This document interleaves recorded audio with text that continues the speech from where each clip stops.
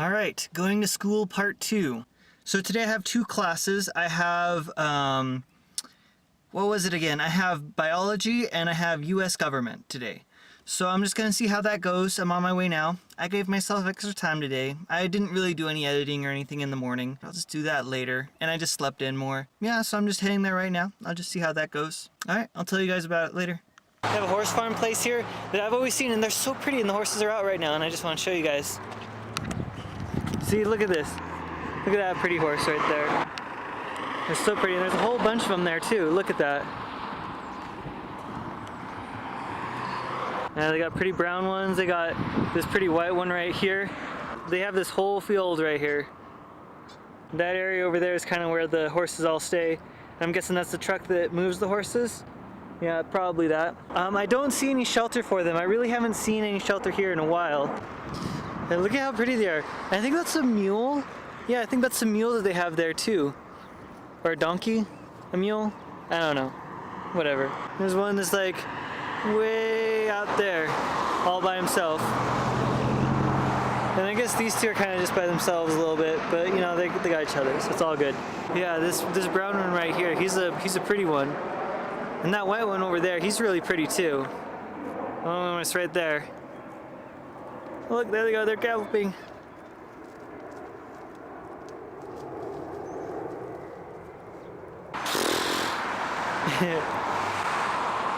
But yeah, they're pretty cool. I just wanted to show you guys that. You know, whoever's watching, future people, future children, anyone who might have found this on YouTube, whoever's watching it.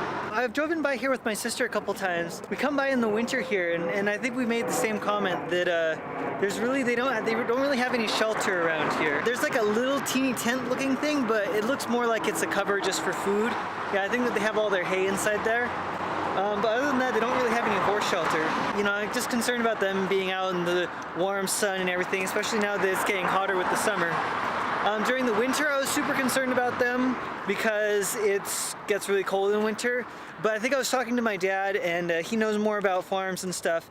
And he said that during the winter, the horses are fine because if you feed them a lot of food during the winter, they have such a high metabolism that they keep their body warm even when it's freezing temperature. I don't really know all about that stuff, but that's what he says. When I drive between the cities and they have like those farms that are out in the middle of nowhere, I saw this one farm that had a whole bunch of horses there, and they had a billboard sign that was inside of their farmyard area that was just off the side of the road where the sun was coming down, and the billboard provided shade. Like a whole bunch of horses were grouped underneath that shade there. And so I was like, oh, it must be really hot under the sun being there, especially being there all day because they don't really have anywhere else to go. And so I wonder if that's the same for these horses here. If you look over there, you can like see that little tent looking thing. I think they put the hay bales in there. They have one horse just sitting there inside the cage, while all the other horses are just way over there. I don't know why he's just sitting there alone. Maybe he's in timeout or something. And then they have the trailer there. That would be the one thing I could think if they left that open, maybe the horses could get in there, but then they'd need a ramp or something. And it might be really hot with the metal, so they might not want to go inside there. Oh, and I guess that's their water right over there. It's really sunny out here, and I think I got a bit of sunburn before, so I'm just going to go home now. I'm done with school. I'm thinking maybe I'll tell you guys about that a little bit later, but yeah, I'm just gonna go home and chill. Look at these two here. We got Bandit right there is laying down. He's the chill cat who's like, I don't care about anything. And then we got Finder right here. He's the tough, cool cat. He's the adventurer who likes to go out and do whatever he pleases. And then this is the house cat. Although he's outside right now because it's nicer weather and he's been inside a lot during the summer. And we have a chair that we bought for Mom for Mother's Day, and it's a really nice one. We didn't want the cat to get all scratches over it right now because we're planning on moving it later. And so right now the cats are outside to make sure that stays fine. I just wanted to talk about school today because I said that I would. It was pretty good. I went to class and I started the day with biology. Oh, look I'm out here. It's nice. Instead of recording myself out in the middle of the road underneath the sun, just coming here in the backyard, you can like see the big trees and everything. I can just sit underneath the shade. It's much nicer to record there. Gosh, look at this cat.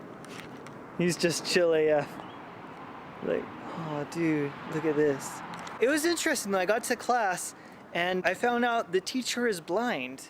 and she's a teacher for biology. And so she just sat there and she had some glasses on, and she had a service dog there as well. And there was, I came in 10 minutes late. I thought I gave myself enough time to get there. Oh, but I had to get a parking ticket because I don't have a parking pass to be at the school yet. So I went and I got myself a parking ticket, and then I went up to class after that. I came into class a little bit late, like I said, and then when I sat down, the girl who was next to me on the right side, she wrote me a little note. She said that the teacher was blind. She let everyone know at the beginning of the class. I didn't really tell. She was just sitting down relaxing, and she had the big sunglasses. And then she wrote down, she told me that she has a service dog, but we're not allowed to touch it, and so we just have to let it be, which is fine. But he's a good-looking dog. I think he was a German Shepherd, but I'm not completely sure about that, because I didn't really get a good look. He was kind of on the other side of the front table. He just stood up for like a few seconds and then walked a bit. And then today we just learned biology stuff. We learned about the systems, then going up from the atoms to the molecules, to the tissues, to the organs, to the bodies, to the ecosystem, to the ecosphere, which is the entire Earth, everything that lives. And we just learned about how the structure gets more complex and develops more features at each different stage as it becomes more advanced. And then we also touched on Darwin's law of natural selection, kind of went over the idea of birds' beaks and the evolution there, and then also how different colored bugs survive better in different colored areas, you know, like for example, if there's a volcanic eruption and black soot covers this whole area, the bugs that are more black, like the black butterflies or the black beetles or things like that. I just started thinking about the Beetles. I want to ride my bicycle, I want to ride my bicycle. Anyway, the ones that are dark colored survived better because all of the black ash was dark. And then the ones that were white colored, the birds could see them easier, and so they were the ones that got eaten. And so she said that because of that, the ones survived more and then they reproduced more, that kind of idea of natural selection. If all of a sudden all of the dark ash disappeared and then it was just white everywhere, and then it would flip the pages, and all of a sudden the birds would start eating all the dark ones first and then leaving the bright colored ones. I know this is starting to sound a bit like a lecture, so I'll just, kind of leave it there. But we learned all about all that stuff today, so that was pretty good. I was looking there and they had a poster there that was for children's volunteer for the Gala Center. And it was like a children's mental health hospital or something that was doing a fundraiser. And they were looking for volunteers, people to come in and help with the auction, to help get everything ready for the auction, and then people that would actually come on the night and take tickets and help out with the actual live auction part. And they said it was going to be a black tie event and it would be really cool. And I was looking at that, it said if we wanted to volunteer, to email this one person. And I thought that would be pretty cool, I might want to volunteer for that. And I checked the date and it's going to be on a Friday, and I have work on Friday afternoon. So if it's a black tie event, I'm pretty sure it's probably going to be a dinner or something like that. And so I probably won't be able to with my work, but maybe I can talk and see if they'll let me have the day off, and then I'll just see if I can go. If not, maybe I can email them, and then if they're looking for some help on another day, I can do that, if I stick with it.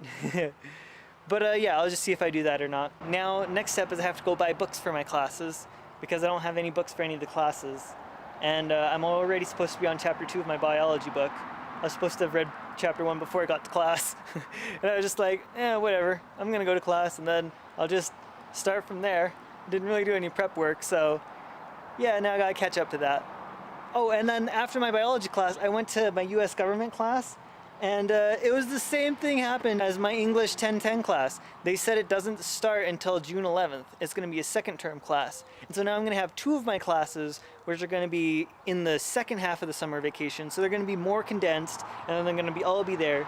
And I just have the biology class right now. In the class, the biology teacher was talking, and she said that the biology class, in her opinion, or maybe it's the opinion of some of the students that she was talking to, said that in their opinion the class was probably one of the most difficult classes in the associate's program. And so maybe it's a good thing, because if it's the most difficult class in the associate's program, then that means that I can focus more on this class right now. And then if those other 2 classes are later, that gives me an opportunity to catch up with this class right now. Maybe I can also get a bit ahead as well.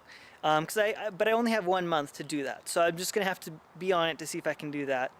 And then also have to figure out how it works with my work and everything like that.